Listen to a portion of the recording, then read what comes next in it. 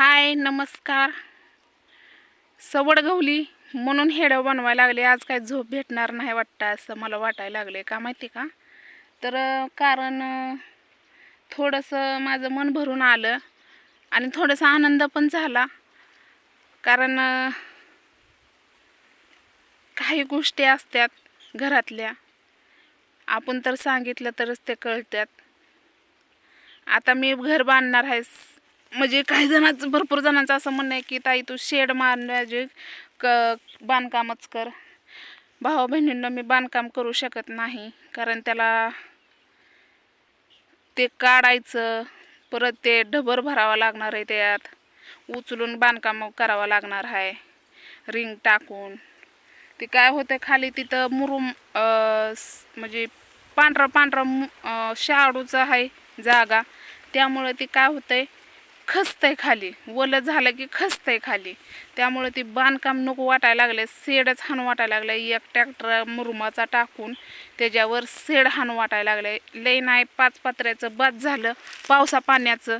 नाहीतर हो का वडील तर काय बाहेरच झोपतात, पण वडिलाला सवय आहे पहिल्यापासूनच. त्यांनी चाकरी केली, त्यांनी कष्ट पण लय केलंय हो का. प्रत्येकाला बापांची माया येते, मला पण येते, तसंच तुम्हाला पण येत असन आणि लेकांना पण येते. असं काही नाही की मलाच लेकींलाच असते, पण लेकी ही जास्त मायाळू असते. त्या लेक पण असतात, असं नाही की लेक नसतात, लेकी जास्त मायाळू असतात. कारण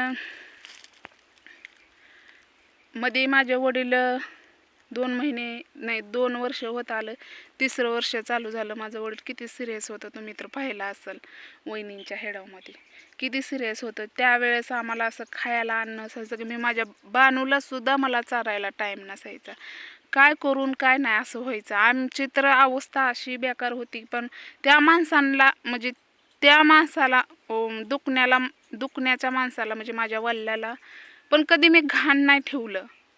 भलं मी ताकद लावून का होईना हो का, कसं का असं ना, गडी माणूस बाईला उचलत नाही कितीही प्रयत्न केले तरी. पण मी तसंच ताकदीनं वडिलाला उचलून आंघोळ घालायची. आई पण लाजायचं, वडील माझं एवढं लाजायचं. आता सांगायचं कारण काय माहिती का, आमची शेजारी पाजारी लय जळायला लागले. ती काय करतात, कामाला जातात आणि माझ्या वडिलाला घरी आणून देतात सामान. आता जळायला लागले ती म्हणजे काय की आता रस्ता आहे जवळ, तुम्हाला तर माहितीच आहे. रस्ता जवळ आहे तर हागायला वडिलाचं त्रास होतोय. तर कुचकं फाचकं बोलायचं. मी काय म्हणते माहिती का, हात धरून म्हणायचं बोलायचं ना.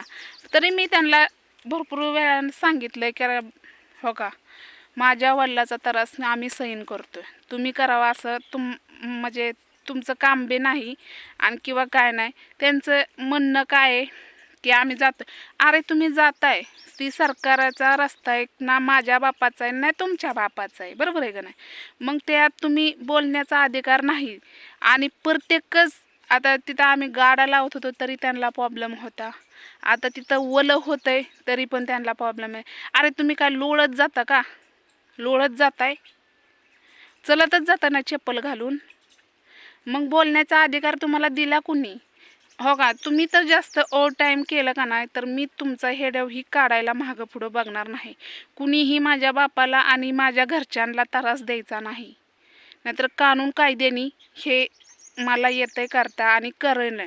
तुम्हाला सांगत नाही किंवा वॉर्निंग देत नाही, मी सांगायला लागले. माणूस जाऊ दे म्हणतंय. आता तिथं गाडा लावत होता त्याला पिऊन येत होता, त्याला दिसत नव्हतं, त्याचं डोळं गेलं. तरी आम्ही लाजकाचं म्हटलं जाऊ दे मरू दे, चला आपल्या खाली लावावं, कशाला भांडणाचं कोण करायचं.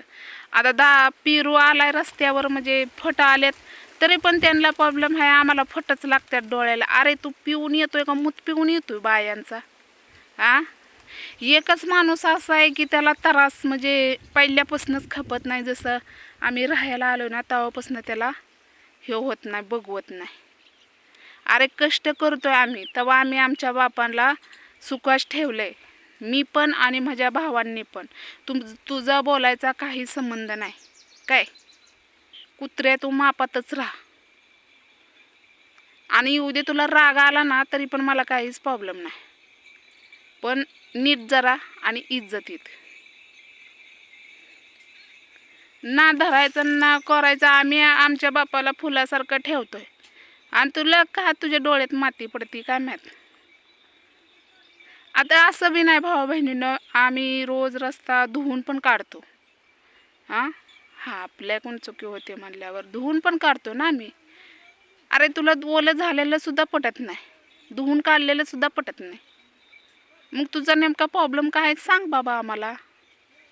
म्हणजे तुझ्या म्हणण्यासारखं आम्ही, तू जेव म्हणलं की जेवतो, तू स्वयंपाक कर म्हणलं की करतो, तू हाग म्हणलं की हागतो आम्ही.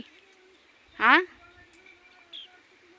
तर चला भावा बहिणींनो, मला उशीर झाला, आता थोडंसं झोपतेच मी, कारण 2 वाजायला लय टायमिंग आहे माझं. एक झोप होईन आणि नाही झोपली ना मग उठायला उशीर होतोय. तर रविवारी जाणारच आहे मी भाळवणीला. आई जायची कोल्हापूरला, म्हणून भाळवणीला मला जावं लागणारच आहे. तर बघू तिथं आल्यावर काय होतंय काय नाही.